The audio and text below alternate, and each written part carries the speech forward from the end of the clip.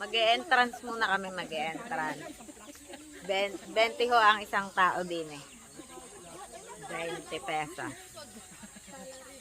Nandito ho kami ngayon sa Tala River. Ari ho, magbabayad muna kami. Yan ay may pantatak ba tayo? Pila-pila.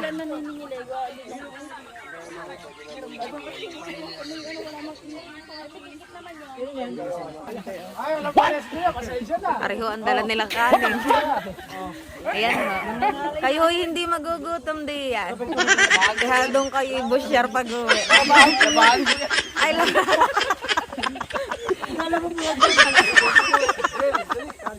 Trabahan pala yan. Ano, uniform, all white. nilabahan ng kanin sa ilog. Shout out daw, shout out. Shout out. Dito lang nakalit kami. Shout out sa kanin. Lalaban daw. Shout out kami sa love. Kalit kami. O, baka maubusan na. Dini na ho kayo bibili ng kanin. Ayan. Kalit mo yung video. Si Karot man yan. Si kanin man. Kanin. Bantayin nun eh. Doble nga daw. Bantayin nun yun kasi pag isang bata, yun yung bantayin. Agahin ko pa nga kayo pag nag-aral po kayo. Maik po. Anong pangalan po? Sherilyn Pabalay. Ayun. Ako ho ang nabida doon. 50 po, 50. Ngayon na lang po. Baka po maubusan kayo. Sino ba sila? Ano? Anim, 120 po. Ayan na. Yeah. Ako na ako pag-uulo ko. Pag langoy ko, nasubsob yung ulo ko sa ano eh. Yan. So ayan. Kami ho ay pababa na. Ah. Ang alin? Hindi, siya lagi. Alin? Mamaya daw ang bayad pa ako. Ay, naku. Baka sila may lakad na yung hapon eh. Para sa akin. Ano mga sakyan? Hindi tayo magugutom. Kadaming tayong kanin. Hihingi na lang ko tayo ng kanin. O, di ba today, ito eh, pahagdan. Mamayang paakyat. Akala mo lang ang pahagdan. Mamayang paakyat. Tayo. Ariho, at magbabahagi lamang ako ng kaunting kaalaman ukol din sa bayan ng General Emilio Aguinaldo na dating tinatawag na Baylen. Ito ho ay isa sa ikalimang klaseng bayan din sa lalawigan ng Cavite sa Pilipinas. Ayon ho iyan sa census noong 2020. Ito ho ay may populasyon na 23,973 sa may 5,323 na kabahayan. Ipinangalan ho ang bayang Are kay dating Pangulong Emilio Aguinaldo. Yun lamang po ang kaunting kaalaman. Sana ho ay may natutunan kayo. Yan ho, kung napapansin nyo yung sapatos kong iyan, yan ho ay from World Balance po. So, shoutout po sa World Balance. At talaga naman pong gamit na gamit ho aring sapatos na arit sa ganda. Hindi ho kayo madudulas day yan. Ayan, kung napapansin nyo ho, ayan ang kabuuan ng Tala River Park. Doon ho, yung kung mapapansin nyo, marami-rami na rin ng tao. Pero, nung tumagal-tagal ay siya, ay dumagsa na ho talagang maigi ang tao diyan. Kay punong-puno na ho talaga. Ayan, lagas-lasan hong maigi ang tubig, kalinaw niyan, sa totoo, sa personal, kalinaw. At talaga naman, akala mo'y tinutunaw na yelo diyan. Sa pagkakaginaw at sa pagkakalamig, talaga. Yan, dun ho, kung napapansin nyo doon sa may batong gilid na yan, wag ho kayong pupunta diyan. Baka ho kayo'y mapol talaga sa falls. Yan ho, areho ay nasa likod ko'y kalinaw at kalamig nga niyan. Siya ako'y paulit-ulit sa kalamig na tubig niyan. Yan, ako may sinasabi diyan, i-mute ko na talaga namang hindi nyo rin maririnig sa lakas ng lagaslas ng tubig. Hindi nyo maririnig ang aking pagsasalita diyan. Kaya ako'y nag-decide na hong mag-record na lamang para naririnig ninyo. Ayan, hindi ko na rin alam ang sinasabi ko di at hindi ko rin nga marinig nung aking inirecord. Ayan, kami nga ho ay nag-decide ng mag-ihaw din ng mga hotdog. Yan ho may kasunod pa. Nag-ihaw na rin ho kami diyan ng mga baboy. Para ho kami may pang-ulam. At kami nga ho kaaga diyan. Inagahan na ho talaga sadya namin na kami hindi na ho maunahan ng karamihan. Ay pagdating ho namin, pagkadami na rin hong tao ay siya. Ay di nga kami, ayan, nagsugba na rin ho kami diyan ng uling. Ayan, ko hindi ba namin nasunog na ang hotdog diyan. Oh. Ay digay itin mo. Talakas din naman ho talaga ng uling. Bago kami nga ho ay nag-ihaw din ng mga baboy diyan. Ininit na rin namin diyan yung aming kanin. Yan ho ang ulam namin. Agahan, tanghalian. Siya. Ayan na rin ho lahat ang aming pagkain diyan. Ayan ho. Are ang hotdog. Ang baboy na nasunog na rin. Ayan ho. Shoutout ho sa Monterrey. Doon ho kami bumili ng masarap na inihaw hong yan. Yung liempo hong yan ay kasarap. Try nyo ho ring bumili doon sa Monterrey. Kasarap po niyan. Barik na naman eh. Oh. Lagi na lang may Babarik dalang- na naman. Lagi na lang may dalang ano. Meron na naman siya, oh. 34 minutes nakalagay. Nakaano kasi, jogger. Baka depende pag harap. Maaari. Ako ho, kami ho ay papunta na ho uli dun sa ilog. Kaya ho kami galing ho ng taas. Ako ho'y tumae. Tumae ho ako. At ako ho ay nakatae. Kawasa namang pigilan ko. Doon ako tumae sa ilog. E di nagkalat doon ng aking gearbox. Kaya ako doon na nag-decide tumae sa taas.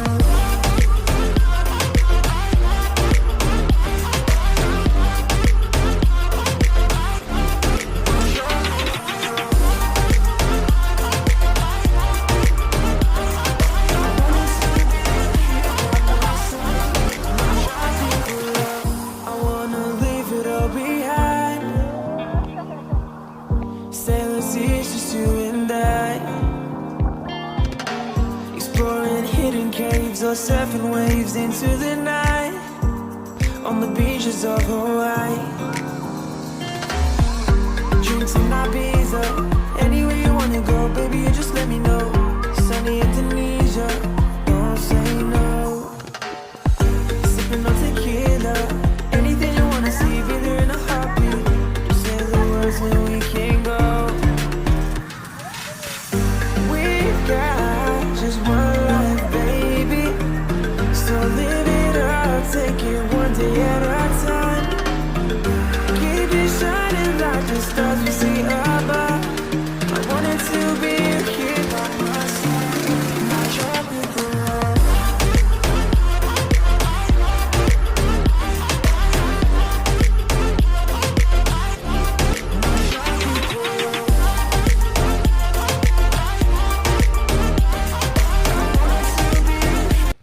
Yan ho, kung napapansin nyo ho, ang akin na naman bit-bit ay pagkain siya. Totoo naman ho talaga nakakagutom ay pagkakain naglangoy-langoy diyan sa ilog na iyan. Ay di yan, ayan, ipinupukpok pa sa ulo ko. Kala mo na may maiipukpok ang lintik na balot na iyon. Yan na ho, kung napapansin nyo, kami ho nagbalot na sa init ho ng panahon. Nakuha pa rin ho namin magbalot. Ay di ho yung pag-uwi, high blood. Ay di ayan, kami ho lang kumain na ng balot. Meron din ho diyang penoy, ayan. So, pinaspasan ko na rin ho. Ako ho'y walang ano. Tuluan na rin ho yan sa dibdib ko. Yung sabaw ng balot na iyan. Pati ho yung suka. Hindi wala na rin pakailam. At basta ako'y nabusog. O ayan, kami paspasan na ng kain diyan. O. Di nga, o. Kasarap nandin yan. Minsan ho, kayo yung mag-outing-outing day. Labas-labas din ho kayo ng bahay. Para ho kayo ay, yung mga stress nyo ho, ay medyo naiilabas nyo rin ho. At nakakalimutan nyo rin ang mga problema nyo sa buhay. Tsaka bawas-bawasan ho natin ang pagkakaroon ho ng mga samaan loob, yung mga stress ho sa buhay natin. Let it go ho. Wag ho natin masyadong dibdibin ang mga problema natin sa buhay. Tayo ho ay misay mag-relax. Lumabas-labas ng bahay, yung gumalagala, maghikap-hikap, pumunta ho sa mga iba-ibang lugar, kagaya niyang ilog na yan. Di kahit isang araw ay nakakalimutan din ang problema. Pag uwi nyo, di sa kanya na uli isipin. Sana may dalhin nyo pa doon ang stress nyo. Kaya nga ho kayo lumabas para ho iwanan na stress. Di sa kanya pag uwi nyo uli intindihin. Dahil naman ho'y biro lamang. Sana ho kayo mag-enjoy din sa buhay nyo. Kayo ho habang bata pa ay isipin nyo ang, hindi naman ho sa paghihikap lagi ang isipin. Ang sa akin man ho kayo ay makaisip man lang ho sa loob ng isang linggo sa isang araw ay lumabas, mag-enjoy, kalimutan saglit ang problema, ayun. Oh. Di sa ako nga ho sa bilang isang teacher ho ay marami din hong stress sa buhay. Kaya ho kayo nagde-decide na misay lalabas-labas din. Yan. Kain-kain din ho ng balot nang kayo ho'y ma-high blood. Yan ho, yung nakikita nyo ho yung mga motor na yan, ay di kami pauwi na ho sa amin, sa Naik, para ho kami makapagpahinga na rin sa pagod din. At ako ho ay inatake din ho ng migraine siguro sa init. Ay di kasakit na nga ho ng aking ulo. Pero sa kabila ho nun, ako talaga tunay naging masaya ng araw na yan. Ako ay sobrang nag-enjoy. Di pagkatapos ho ng outing na kinabukasan ako ay papasok na ho uli sa school. Haharapin na ho uli ang mga paperworks, magtuturo na ho uli. Shout out ho sa aking mga estudyanteng ubod ng babait ho talaga. Diyos ko po. Kayo ho ang tunay na mababait na bata. Kung hindi dahil sa inyo, hindi ako teacher talaga. Ano ho nga ba ang silbi ng teacher? Ay di pangalawang magulang sa mga batang yan. Kundi sila ito na imong gagabayan, tuturuan. Kahit na ho mga pasaway ay sadya hong mamahalin nyo din. Kaya shout out sa mga estudyante ko, 12 TVL HE, lalo na sa advisory class ko na HEH. O ayan, o siya, hanggang dito na lamang ho. Kami ho ay magpapaalam na at kami ho ay pauwi na ho. So, sinasabi ko sa inyo, enjoy lang ho ang inyong buhay. Huwag masyadong seryosohin ang buhay. Enjoy life. Baka ho kayo tumanda ng maaga pag kayo masyadong seryoso sa buhay. Okay yan. So, pakampay-kampay pa yung mga iyan. Sa paalam. Sa susunod ulit. Bye-bye!